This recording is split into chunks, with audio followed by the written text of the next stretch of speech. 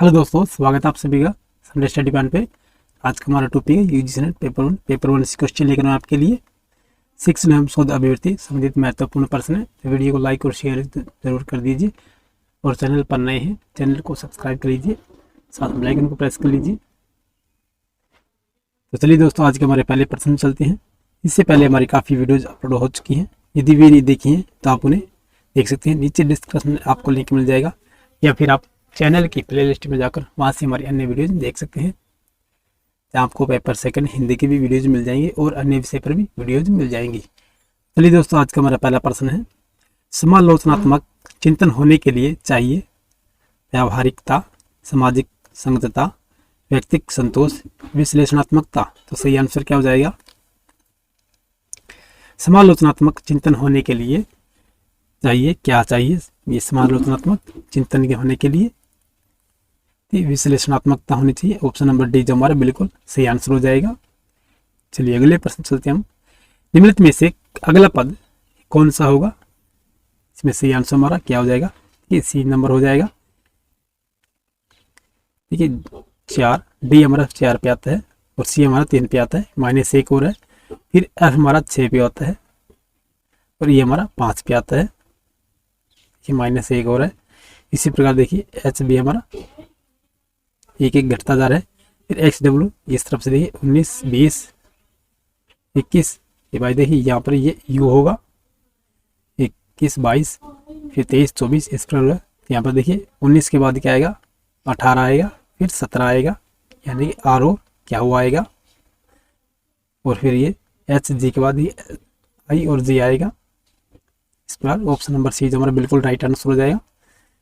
इस तरफ से बढ़ते जा रहे हैं और इस तरफ से घटते जा रहे हैं एक एक करके ना। चलिए अगला प्रश्न हमारा क्या हो जाएगा? निम्न में से कौन सा समानार्थक वक्तव्य है? ये समानार्थक वक्तव्य बताना हमें।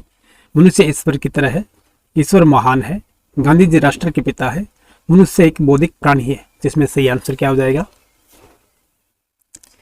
निम्न में से कौन समानार्थक वक्तव्य है?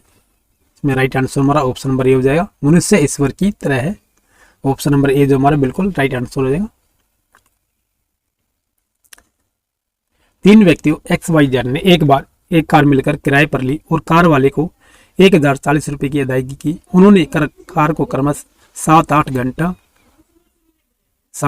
घंटों के लिए प्रयोग किया है। तो वाई द्वारा कितना किराया अदा किया गया? ठीक है, 290, 320, 360 या 340।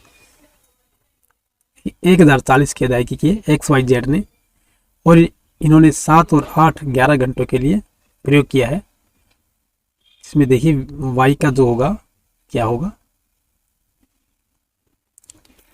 अदा किया गया, देखिए कुल किराया 1048 हो गया और वाई ने 8 घंटों के लिए प्रयोग किया है। बटे 7 और 8 15 और प्लस 11 26 हो जाएंगे। तो इनको जब हम हल करेंगे तो राइट आंसर 320 हो जाएगा। तो ऑप्शन नंबर बी हमारा बिल्कुल राइट आंसर हो जाएगा। चलिए अगला प्रश्न हमारा, आगमनात्मक बौद्धिकता आधारित है या पूर्व अपेक्षा करती है? प्रकृति की एकरूपता विश्व को एक ईश्वर को बनाया है। प्रकृति की एकता, प्रकृति के नियम। तो सही आंसर क्या हो जाएगा? आगमनात्मक बौद्धिकता आधारित है या पूर्व अपेक्षा है। प्रकृति की एकरूपता विश्व को ईश्वर ने बनाया है, या प्रकृति की एकता, प्रकृति के नियम। जिसमें राइट आंसर हमारा ऑप्शन नंबर बी हो जाए। ईश्वर को, विश्व को ईश्वर ने बनाया है।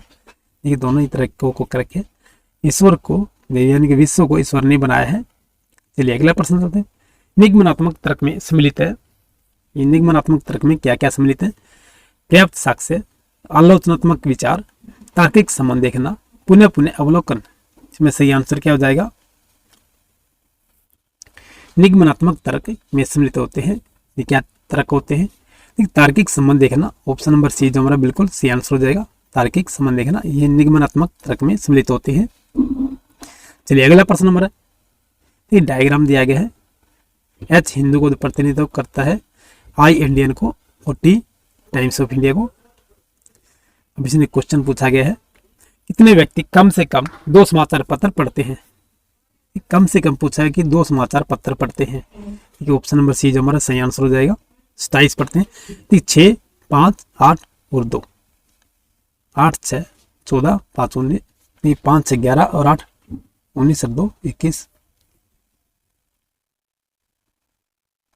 सॉरी दोस्तों, देखिए 12, 8, 20 और 5, 25 और 2, 27, 27 हो जाएंगे हमारे। ऑप्शन नंबर सी जो हमारा सही आंसर हो जाएगा। चलिए अगला प्रश्न हमारा, कितने व्यक्ति अधिक से अधिक 2 समाचार पत्र पढ़ते हैं? ये अधिक से अधिक पूछा गया है, तो कितने पढ़ते हैं? ये 12, 8, 20 और 5, 25, यानी कि ऑप्शन नंबर बी जो हमारा सही आंसर हो जाएगा। अधिक से अधिक पूछा गया है। चलिए अगला प्रश्न चलते हैं। निम्नलिखित ग्राफों में से कौन सा नियमित आवधिक चल के व्यवहार एफ का प्रतिनिधित्व नहीं करता है? इसमें सी आंसर हमारा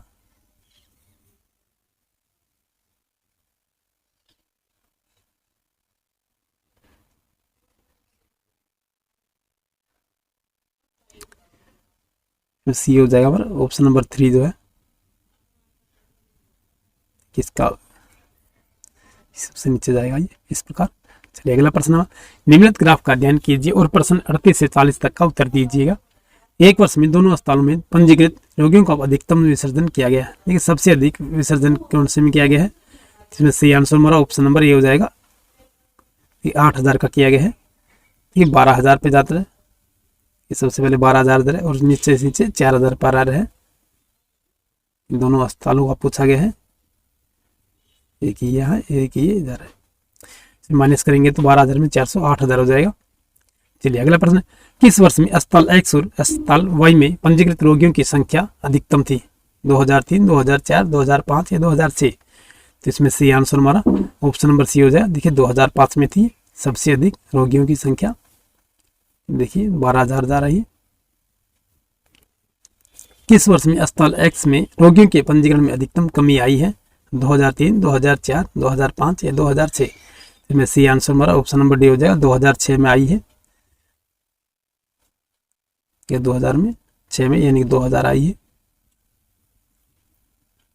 चलिए अगला प्रश्न है, निम्न में से भंडारण की सबसे बड़ी इकाई कौन सी है? देखिए सबसे बड़ी इकाई पूछा गया है। टेराबाइट, मेगाबाइट, किलोबाइट या गीगाबाइट? इसमें सही आंसर हमारा ऑप्शन नंबर हो जाएगा टेराबाइट रहता है। इसमें 1000 किलोबाइट के होते हैं टेराबाइट में। देखिए वैल्यू देखिए किलोबाइट में जो केबी होती है उसमें 10 की 3 होती है वैल्यू एडिड, वैल्यू यूजेज, और बाइनरी जो होती है 2 की 10 होती है। मेगाबाइट जो जिसे एम भी कहते हैं हम, 10 की 6 होती है वैल्यू, और बाइनरी जो होती है 2 की 20 होती है। गीगाबाइट जिसे जी भी कहते हैं हम, 10 की 9 इसकी वैल्यू यूजेज होती है, और बाइनरी नंबर जो होता है 2 की 30 होती है। और टेराबाइट जो होती है जिसे टीबी कहते हैं, जिसे 10 की 12 होती है या 2 की 40 होती है, यानी 1000 जीबी होती है टेराबाइट। पेराबाइट जो है पीबी, इसकी 10 की 15 वैल्यू यूजेज होती है, और बाइनरी नंबर होता है जो 2 की 50 होता है। एक्साबाइट जिसे ईबी कहते हैं, 10 की 18 इसकी वैल्यू यूजेज है, और 2 की 60 इसकी बाइनरी नंबर है।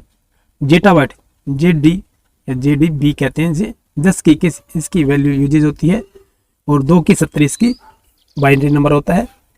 योटाबाइट ये वाईबी, 10 की 24 इसकी वैल्यू यूजेज है, और 2 की 80, ठीक है 2 की 80 जो है इसकी बाइनरी नंबर है।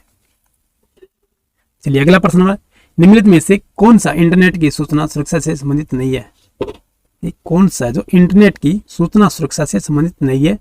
Data encryption, water marking, data hiding, information retrieval? तो सही आंसर क्या हो जाएगा? निम्नलिखित में से कौन सा जो है इंटरनेट की सूचना सुरक्षा से संबंधित नहीं है, नहीं पूछा गया है। ठीक है वाटर मार्किंग जो है ऑप्शन नंबर बी जो हमारा सही आंसर हो जाएगा। ठीक है data encryption, data hiding, information retrieval, तीनों ये हमारे इंटरनेट के सूचना सुरक्षा से संबंधित है। ये जो नहीं है ये वाटर मार्किंग है। चलिए अगला प्रश्न हमारा, निम्नलिखित 4 आंकड़ा विन्यासों में ज्यादा विसर्जन कहते हैं? इसमें सही आंसर हमारा ऑप्शन नंबर डी हो जाएगा। 0, 5, जी 8, 10, -2, 8 इस प्रकार हो जाएंगे। चलिए अगला प्रश्न हमारा, निम्नलिखित आंकड़ा स्रोतों में से कौन सा प्रारंभिक आंकड़ा संग्रहण पर आधारित नहीं है? भारत की जनगणना राष्ट्रीय सैंपल सर्वेक्षण, भारत की आंकड़ा सार, राष्ट्रीय परिवार स्वास्थ्य सर्वेक्षण। इसमें सही आंसर क्या हो जाएगा? निम्नलिखित आंकड़ा स्रोतों में से कौन सा प्रारंभिक आंकड़ा संग्रहण पर आधारित नहीं है? ये नहीं पूछा गया। ऑप्शन नंबर सी जो हमारा राइट आंसर हो जाए, भारत की आंकड़ा सार।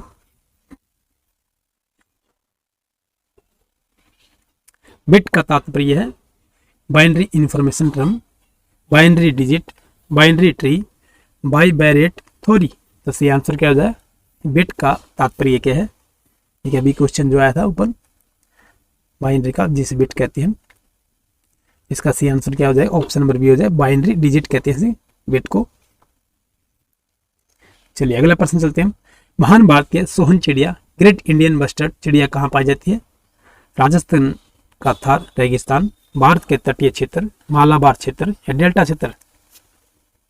महान भारतीय सोहन चिड़िया इसे कहते हैं, यह ग्रेट इंडियन बस्टर्ड चिड़िया जो है यह राजस्थान का थार रेगिस्तान में मिलती है। ऑप्शन नंबर ए जो हमारा सही आंसर हो जाएगा। निम्नलिखित में से कौन सी रैखिक डाटा संरचना नहीं है? एरे, बाइनरी ट्री, हब या स्टैक। तो सही आंसर क्या हो जाएगा? निम्नलिखित में से कौन सी रैखिक डाटा संरचना नहीं है? ये नहीं पूछा गया। एरे जो है ये रैखिक डाटा संरचना नहीं है। ऑप्शन नंबर ए जो हमारा बिल्कुल सही आंसर हो जाएगा। किस पर्वतीय शिखर के पारिस्थितिकी तंत्र के संरक्षण के लिए सागर मंथन राष्ट्रीय उद्यान की स्थापना की हुई है? कंचनजंगा, एवरेस्ट पर्वत, अन्नपूर्णा, धोलावीरा। तो सही आंसर क्या हो जाएगा? किस पर्वतीय शिखर के पारिस्थितिकी तंत्र के संरक्षण के लिए सागर मंथन राष्ट्रीय उद्यान की स्थापना हुई है? किसके लिए हुई है ये? दी एवरेस्ट पर्वत के लिए। ऑप्शन नंबर बी जो हमारा सही आंसर हो जाएगा। चलिए अगला प्रश्न नंबर है, निम्नलिखित में से कौन सा नेटवर्क उपकरण नहीं है? कौन सा नेटवर्क उपकरण नहीं है? देखिए नहीं पूछा गया नेटवर्क। तो राउटर, स्विच, हब या सीपीयू। तो सही आंसर क्या हो जाएगा?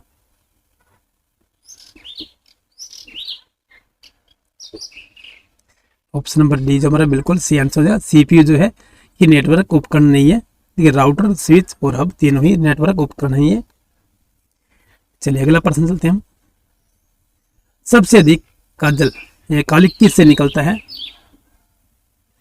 पेट्रोल वाहन, सीएनजी वाहन, डीजल वाहन, तापीय शक्ति संयंत्र। तो सही आंसर क्या हो जाएगा? सबसे अधिक काजल या कालिक किससे निकलता है? ये तापीय शक्ति संयंत्र से निकलता है। ऑप्शन नंबर डी जो हमारा बिल्कुल सही आंसर हो जाएगा। चलिए अगला प्रश्न चलते हैं। एक कंपाइलर का प्रयोग निम्न को ऑब्जेक्ट कोड में बदलने के लिए किया जाता है? उच्च स्तरीय भाषा, निम्न स्तरीय भाषा, असेंबली भाषा, प्राकृतिक भाषा। तो सही आंसर क्या हो जाएगा?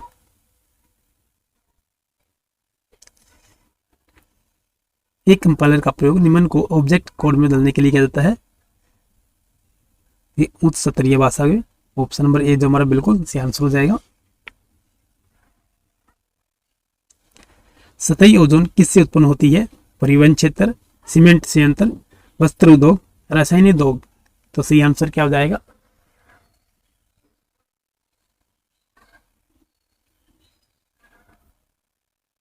सतही ओजोन, देखिए तो सतह पर जो ओजोन होती है सतह से कुछ दूरी ऊपर होती है, तो वो किससे उत्पन्न होती है? ये वस्त्र उद्योग से होती है। ऑप्शन नंबर सी जो हमारा सही आंसर हो जाएगा।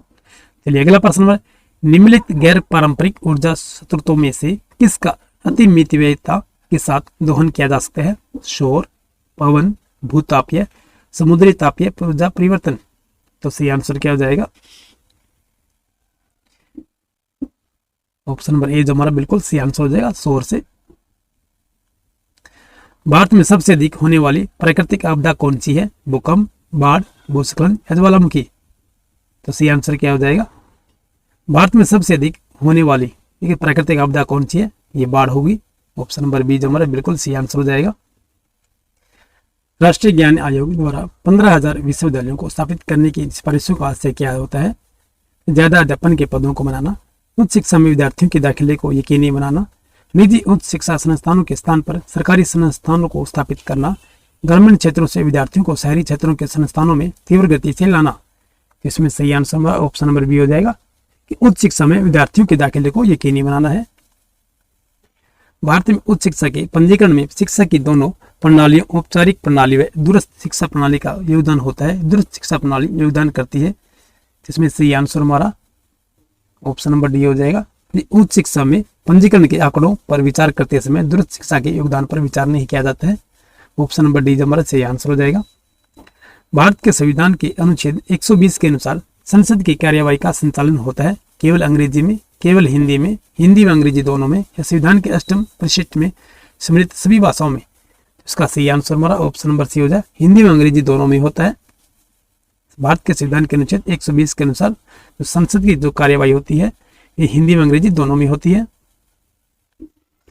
निम्न में से कौन सा अधिगम या अधिक अंतर क्रियात्मक और विद्यार्थी उन्मुख केंद्रित है? संगोष्ठी, वर्कशॉप, व्याख्यान, समूह चर्चा। तो सही आंसर क्या हो जाएगा? निम्न में से कौन सा अधिक अंतर क्रियात्मक और विद्यार्थी उन्मुख केंद्रित है? संगोष्ठी, वर्कशॉप, व्याख्यान या समूह चर्चा। इसमें सही आंसर हमारा ऑप्शन नंबर डी हो जाए, समूह चर्चा हो जाएगा। ये कथन दिया गया विश्वविद्यालय अनुदान आयोग अकादमिक स्टाफ कॉलेज शिक्षकों की गुणवत्ता को श्रेष्ठ बनाने के लिए अस्तित्व में आया। कारण दिया गया विश्वविद्यालय और महाविद्यालय के शिक्षकों को शिक्षण प्रशिक्षण प्राप्त करना होता है। ए व आर दोनों सही है और आर एक का सही स्पष्टीकरण है। ए व आर दोनों सही है किंतु आर एक का सही स्पष्टीकरण नहीं है। ए सही आर गलत है, तो ए गलत आर सही है। इसमें सही आंसर हमारा क्या हो जाएगा? ऑप्शन नंबर सी जो हमारा बिल्कुल सही आंसर हो जाएगा। ये तो सही है हमारा किंतु आर गलत है। चलिए अगला प्रश्न हमारा, भारत के संसद की गठित होती है लोकसभा व राज्यसभा से, लोकसभा राज्यसभा व उपसभापति से, लोकसभा राज्यसभा व राष्ट्रपति से, लोकसभा राज्यसभा व दोनों के सचिवालय सहित। जिसमें राइट आंसर हमारा ऑप्शन नंबर सी हो जाएगा, लोकसभा राज्यसभा व राष्ट्रपति से। ऑप्शन नंबर सी जो हमारा बिल्कुल सही आंसर हो जाएगा। और इस संविधान के अनुच्छेद 79 के अनुसार संघ के लिए एक संसद होगी जो राष्ट्रपति और दोनों दो सदनों से मिलकर बनेगी।